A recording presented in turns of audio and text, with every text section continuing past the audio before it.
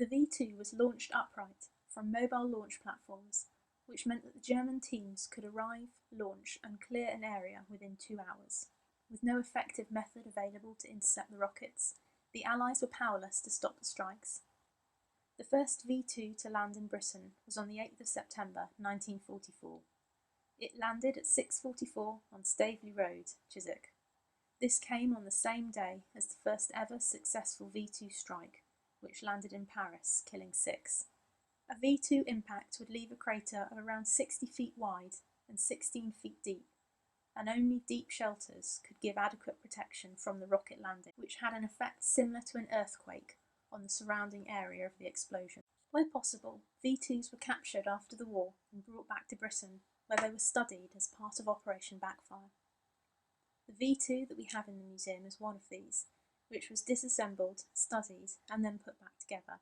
It arrived at the museum in 2012, gifted from the training unit at Lodge Hill.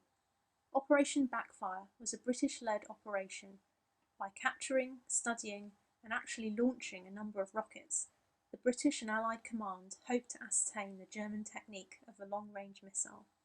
330 German prisoners were also involved in the operation, and in return for their cooperation, were offered a salary, relocation, and work after the operation was complete. America had managed to secure the creator of the V-2, von Braun, and his team, and was gathering rocket parts in Germany to use for both Operation Backfire and for its own tests.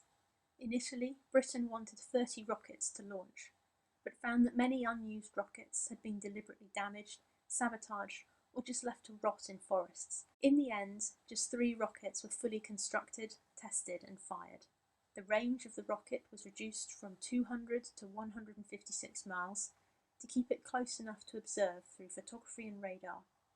Instead of high explosives, the warhead was filled with sand, but apart from that, it was as close to the wartime rocket as possible.